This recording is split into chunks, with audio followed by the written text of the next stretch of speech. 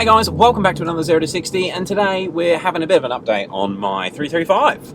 Yeah, it's been, well, it's kind of been absent for the channel, although we've had other 335s and N54s and other, well, lots of other things. This project is what sort of got us back into the videos last year. Yeah, so, and it has been a little while, so, and a few things have been done to it, although not as much that should have been done. No. So when you guys last saw it, we did the first 0 to 60 of it running the JB4 with the E85 back-end flash, running an E60 ethanol mix of fuel. Now that in map 7 at the time did a 4.7, and I can't remember exactly, but I'm pretty sure I touched on it in that video. I wasn't happy with the way my gearbox was shifting. And even though I had I was running XHP stage 3, it still didn't seem as snappy. And I had done the seals, I'd done the sleeves in the gearbox, and serviced it, I think, twice or maybe 3 times at that point. So we actually did the solenoid update. Not update, but we put brand new solenoids in it. And since then, you were going to do a video straight away, but wanted to bed them in, wear them in, make sure it was all good. And it's kind of just been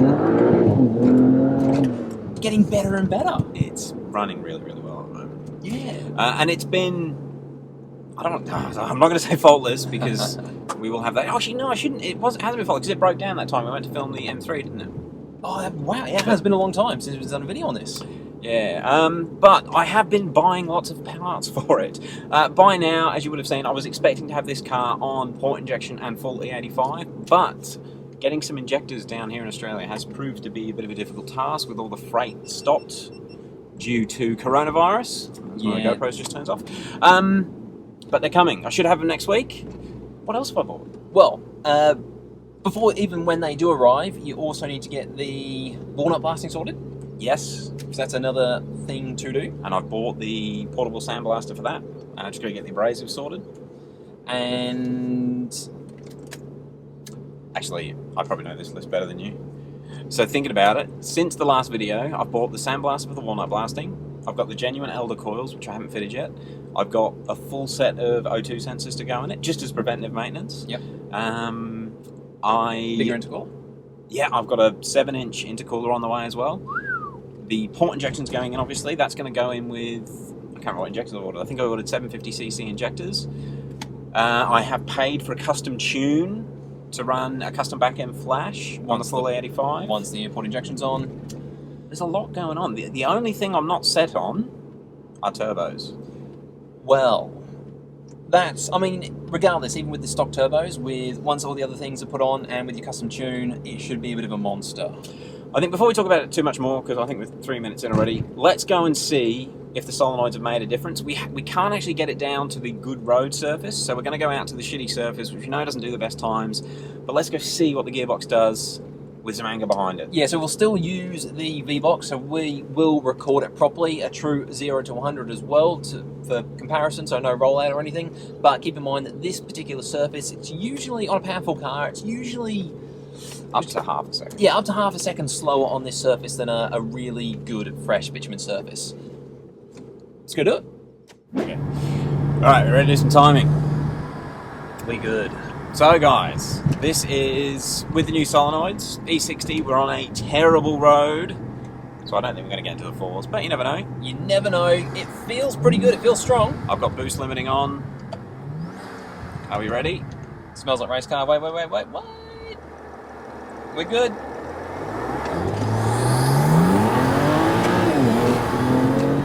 That is aggressive. Bro, what do you do?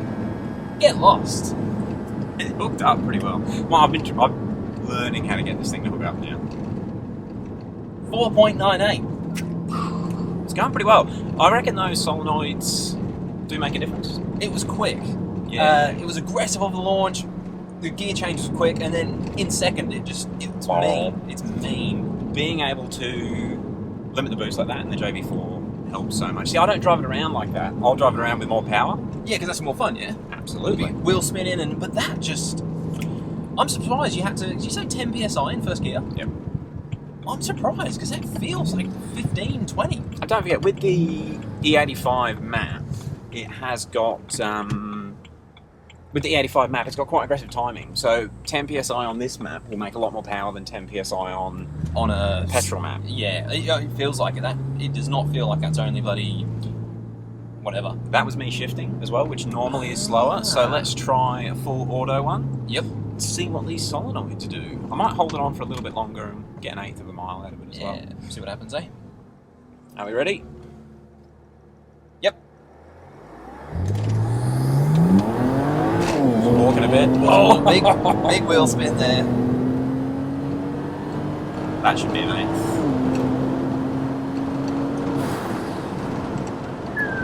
Whoa. Okay, that was a fraction slower for the 0 to 100, but I mean, it was definitely way less traction. It was still a 5.08. Try one more. So still way up there on the leaderboard. Try one more. One more. It did do a 60 to 120 of 3.63. Gee, a bit quicker. Which, yeah, compared to the MHD Stage 1, that's pretty quick. Yeah. Alright, we ready? We'll do one more. We'll do another one in auto. I'm going to be a bit less aggressive on it. Ready? Yep. Wheel spinning. Still comes on hard. 5.29. Yeah.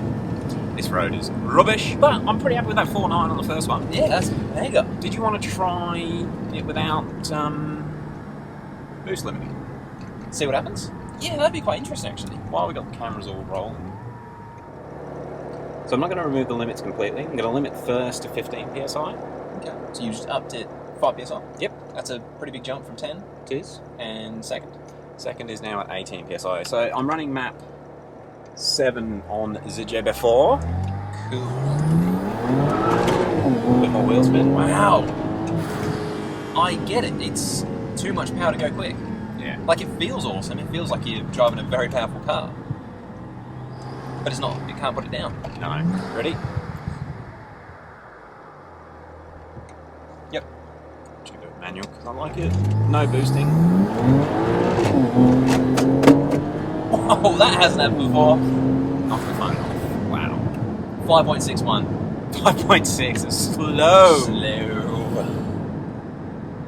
Actually, you know, I didn't actually build boost before I launched. No, you didn't. It felt very gentle initially, and then it come on really hard. Let's do one more, then we'll let that transmission cool down. All right.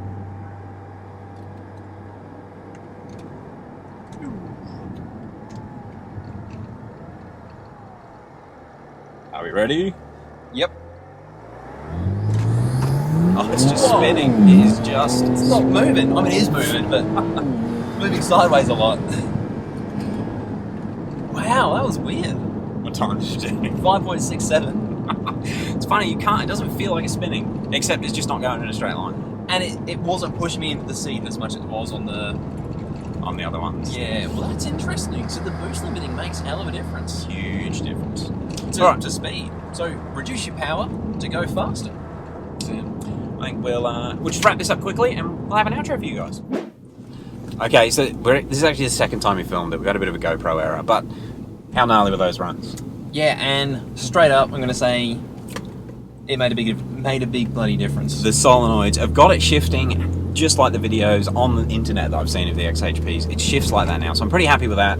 Just those solenoids were a bit lazy. I hope it comes through in the video, but that first and second shift in particular is very aggressive. It just puts the power on the second very quickly. It doesn't feel like the normal ZF6 anymore. And it's interesting running it with the boost limits. It not only did it make a huge difference on that shitty surface, like running it with 10 psi in first actually got it to sort of, I mean, a lot goes into how hard I launched it, which wasn't very hard, but it kept putting the power down through first. That's a wicked little feature of the JB4. It was brilliant how quickly you could just quickly adjust that, and I mean, I kind of thought it was a little bit, probably not necessary, but far out, the difference it made straight away. Yeah, you can literally dial the power in for the surface, yeah. And that was the lowest setting we had on was the fastest just then. That was pretty cool. I would have put money, it would have gone the other way. I wouldn't have thought reducing it down to less power would actually make it go that much quicker. So that was cool to see. I have been driving this car for 4 months. It's been relatively free, and I am really, really falling for it as a package for a daily.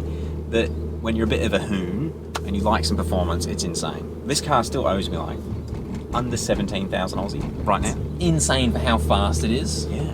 And I guess you've only been able to do that, well, I mean, you did get it very cheap, and it did need some love straight away. Yeah, $17,000 in buying the car and parts and about 4,000 hours of labour, it feels like. Yeah, but also all those parts, you've got some insanely cheap parts, and it's just the aftermarket market for N54s is brilliant. Yeah, there's always been a bit of a negative tone when you mention an aftermarket part in the BMW world, and I just thought I'd go all out. So literally everything I've bought for this has just been, apart from the VRSF downpipes, nearly everything else has just been the cheapest I could get. Yeah, testing the limits. Yes. And actually, in following that, some things I forgot to mention in the intro. Parts I've got coming. I have got a transcooler. It was about $80 for the transcooler and the bloody AN fittings and braided line, which is amazingly cheap. The only thing that was quite expensive were the adapters to adapt it from AN into the BMW transcooler fittings. I think they're about $80. They cost more than the rest of the entire kit. They come with like 20 fittings. It's absurd. On top of that, I have ordered a 7-inch intercooler that's going in this. You guys might have gotten the idea, but since I made the decision to go full 85 and port injection, I'm just going to go full send. So this thing... Which is what you should do. Yes. And it just works. I buy a cheap part, put it on, the car just goes faster and it works. So, yeah, we're going all out. The port injection should be done soon. Those injectors should be here next week. We've got your fuel kit? Oh, yeah, I've got to do the stage 2 fuel pump kit. Sorry, stage 3. So I'm going to have twin Walbros in the back. Again, keeping with the budget theme, I'm just going to run them in the standard bucket. And they're two $30 China pumps. It's insane. And yeah, this China pump, it's been daily driven in this car now since October, I think I put it in, or early November. And I've been running E60 since mid-November, I think. Yeah. And they're just sitting there in traffic, 69 PSI for the low pressure fuel pump, and it holds it on the pulls when we do the power runs. Other things that are going in it, I mentioned the O2 sensors in the intro. You did. The stage 2 fuel pump. The turbos. I've got to work out what I'm going to do with turbos. Yeah. Because they're sirening. When I initially bought the port injection kit, I thought, yeah, we'll just go full send with the stock turbos, see how long they last. But in the back of my mind, I was thinking, the way I drive it, they're going to last a long time. But I've been running them at 19 PSI, and in the mornings they've got quite a bad siren noise, which is a sign of these things on their way out. Yeah. So what are you thinking? I need to work out what I want to do with turbos. I'm okay, being a bit of a gypsy, I am tempted by the eBay ones that are about $1,500 or $1,600, but I don't know if it's worth going to Dynamic Auto Works. Look, if money was no object, I'd go straight and get some Pure 600s or some MMPs. Big single. But money is an object, and I haven't got much of it, unfortunately. With the way all the other mods are going, I'm tempted to say, give the eBay ones a shot. Do you guys think I should just take a punt with the China turbos, the $1,000 China turbos, and see how they go? We'll put a poll. Yes. Put a poll. Should Andrew take the risk with the China turbos? China turbos or something like pure turbos or big single. And don't forget, I'm going to do all the labour myself. So if I do put the Chinas on, I'm not going to have a heart attack if I have any problems with them. I genuinely just want to see what they're like. What else is happening, Dave? We got some cool cars with video on this weekend, haven't we? We do. I'm looking forward to James's M135i coming up on Sunday because we're going to put the XHP flash on the ZF8. Now that car, when it had the stock flash on the transmission with the MHD stage 1, I think it did a 5.1. It was a brilliant surface, and he did have some nice Michelin P4Ss on from memory. It was a good combo, but that's still a very fast time, and I still put that time down and its consistency down to that gearbox. Yep. So with a flash, what is that gearbox going to be like? Because it makes such a difference on the ZF6. I guess we'll find out on Sunday. Yeah, looking forward to that. We've also got a really nice example of an F30 diesel 320, which I know is not very extreme, but I think that's, if you're a family man, I think they do everything you need. Apart for a daily, I mean. Well, yeah, they're coming down pretty reasonably priced now, and it's still the next gen after the E90, so I'm looking forward to putting my bum in it and actually seeing what they're like. All right, I think that's about it, guys. Please make a comment on the poll. If you are new and you haven't seen the full series on this car, please click up in the corner. I'll put a link to that because it's sort of the story of this car since I've owned it. And we'll catch you on the next one. Peace.